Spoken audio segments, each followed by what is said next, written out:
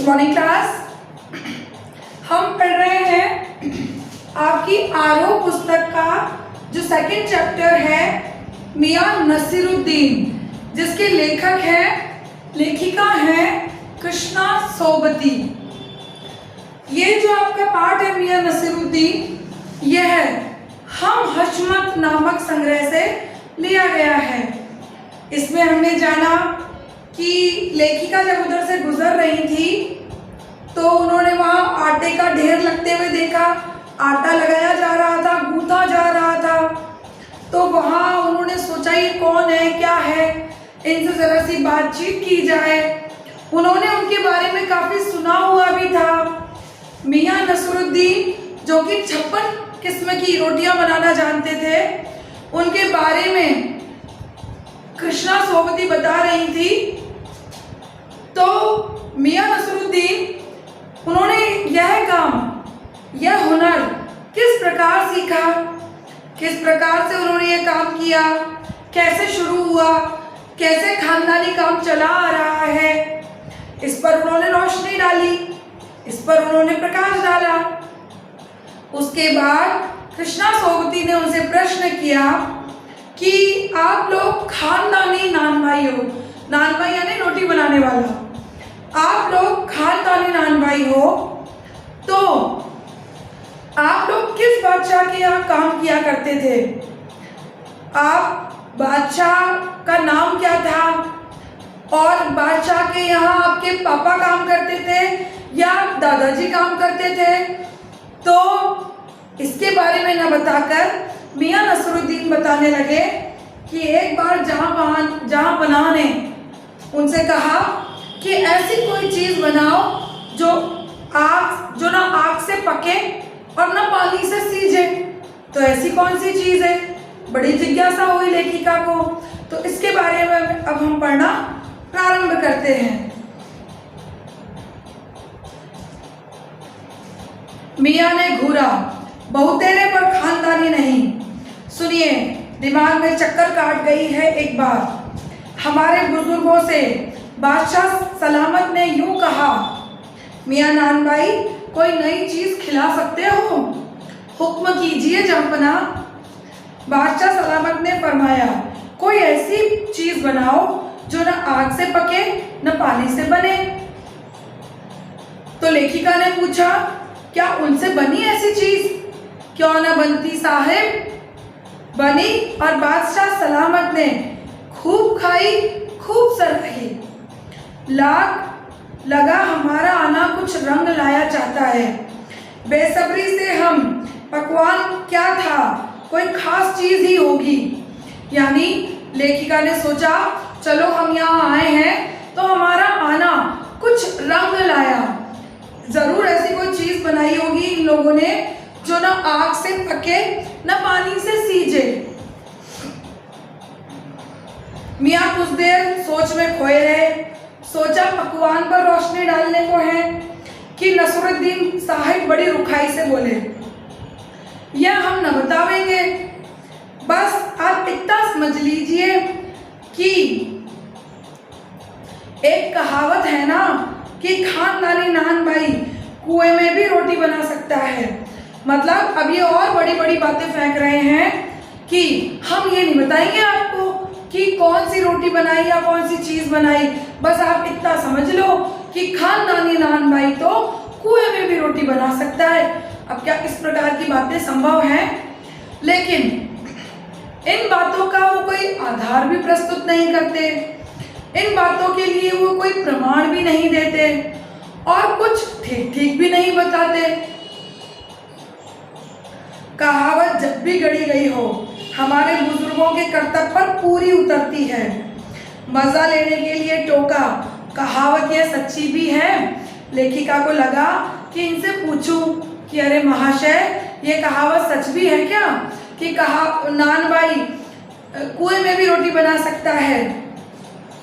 मियाँ ने तरेरा मतलब यूं तिरछा होकर देखा, और क्या झूठी है? आप ही बताइए, रोटी पकाने में झूठ का क्या काम? झूठ से रोटी पकेगी क्या? पकती देखी है कभी? रोटी जनाब पकती है आंच से, समझे? सिर हिलाना पड़ा। ठीक फरमाते हो।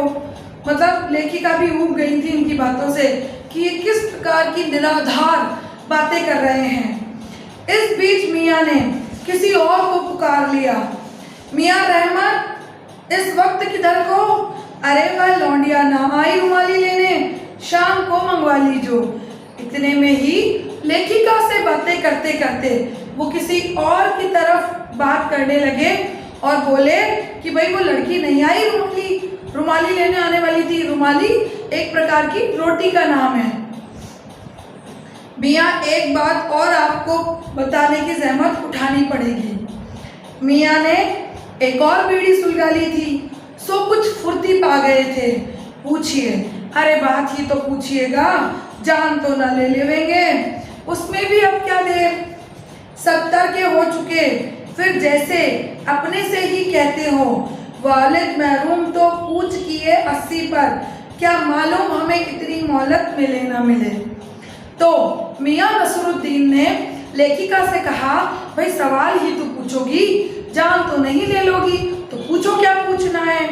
हमारे पिताजी जब उनकी डेथ हुई तो वो 80 साल के थे और अब हम 70 के हो चुके, क्या पता हमें इतनी मोहलत मिले ना मिले आपसे बातचीत करने की, तो पूछो क्या पूछना है। इस मजमून पर हमसे कुछ कहते ना बनाया, तो कहा मजमून पर मतलब इस बात पर। अभी यही जानना था कि आपके बुजुर्गों ने शाही बावर्ची खाने में तो काम किया ही होगा। मतलब अब वो ये जानना चाहती थी, वो लेखिका जो थी कृष्णा सोबती, वो मियाँ नसीरुद्दीन से पूछती हैं कि आपके जो खानदानी लोग थे वो जहाँ बना के यहाँ काम करते थे तो उनके बावर्ची खाने में यानी उनकी रसोई में काम किया होगा। मियाँ ने बेरुखी से टोका, वह बात तो पहले ही हो चुकी ना भाई, ये बात तो पहले हो चुकी। हाँ हो तो चुकी साहिब, पर यह जानना था कि दिल्ली के किस बादशाह के यहाँ आपके बुजुर्ग काम किया करते थे। ये जानना चाहती थी कि किसके यहाँ पर, किस बादशाह सलामत के यहाँ आपके लोग काम करते थे। अजी साहब क्यों बाल की खाल निकालने पर तुले हो? कह दिया ना कि बादशाह के यहाँ काम करते थे, सो क्या काफ़ी नहीं? हम खिसियानी हंसी हंसे। है तो काफ़ी, पर ज़रा नाम ले लेते तो वक्त से मिला लेते।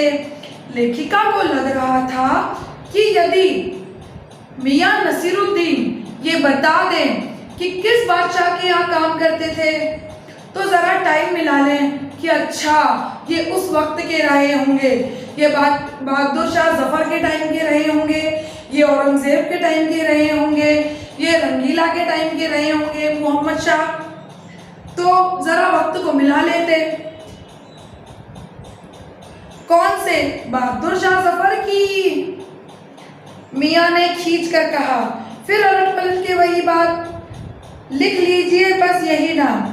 आपको कौन सा बादशाह के नाम चिट्ठी रुक्का भेजना है कि डाक खाना वालों के यहाँ सही नाम पता होना ही ज़रूरी है।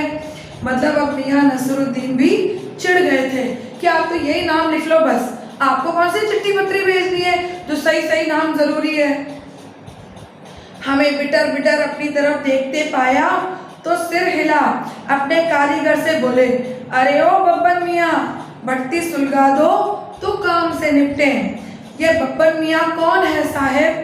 अब लेखिका ने पूछा कि ये बब्बन मियाँ कौन है।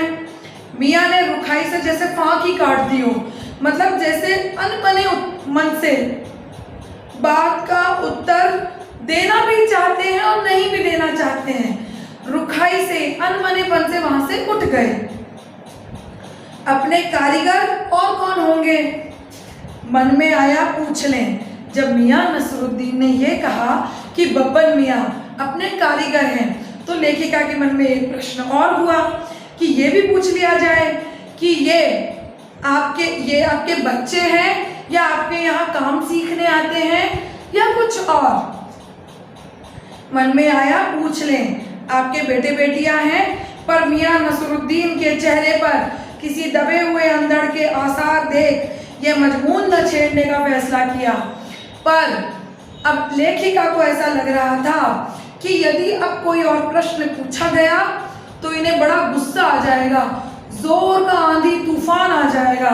इनके चेहरे के हाव भाव बता रहे हैं कि अब यदि कुछ और पूछा गया तो ये बहुत गुस्से में आ जाएंगे। तो उन्होंने इस बात को नहीं छेड़ा, इतना ही कहा, ये कारीगर लोग आपकी शागिर्दी करते हैं। खाली शागिर्दी ही नहीं करते साहेब, गिन के मजूरी देता हूँ। 2 रुपए मन आटे की मजदूरी, मतलब मजदूरी किस हिसाब से देते हैं? 2 रुपए मन आटे की, 4 रुपए मन मैदे की। यानी 4 रुपए तो देते हैं ये मैदे पे और 2 रुपए देते हैं आटे पे। ज्यादातर भट्टी पर कौन सी रोटियां पका करती है? मियाँ को अब तक इस मजमून में कोई दिलचस्पी बाकी न रही थी, फिर भी उनसे छुटकारा पाने को बोले। यानी अब तक मियाँ नसरुद्दीन का चेहरा देखकर साफ साफ ये बात पता लग रही थी कि अब उन्हें प्रश्नों के जवाब देने में कोई दिलचस्पी नहीं है। बाकरखानी, शीरमाल, ताफ्तान, बेसनी, खमीरी, रुमाली, गाँव, दीदा, गाजिबान, तुनकी, फिर तेवर चढ़ाकर हमें घूर कर कहा, तुनकी पापड़ से ज्यादा महीन होती है। महीन? हाँ, किसी दिन खिलावेंगे आपको। एकाएक मियाँ की आंखों के आगे कुछ कौंध गया, ऐसा लगा जैसे उन्हें कुछ याद आ गया। एक लंबी सांस भरी और किसी गुमशुदा याद को ताज़ा करने को कहा। उतर गए वे ज़माने और गए वे कद्रदान जो पकाने खाने की कद्र करना जानते थे। मियाँ अब क्या रखा है, निकाली तंदूर से निगली और हजम। तो बेटा आपको इस चैप्टर के क्वेश्चन आंसर्स करने हैं। जो क्वेश्चन या जिस लाइन का मीनिंग समझ में नहीं आए उसे आपको ग्रुप में शेयर करना है, वर्क करना है, पढ़ाई करनी है। इन संसाधनों में आपसे, हमसे जो कुछ बन पड़ेगा, जो कुछ बन पड़ रहा है वो ही हमें करना है। परिस्थितियों की मांग के हिसाब से चलना है। तो बेटा इसके बाद हम लोग पद्य का एक चैप्टर पढ़ेंगे और वो हम देखेंगे नेक्स्ट क्लास में। तब तक के लिए धन्यवाद।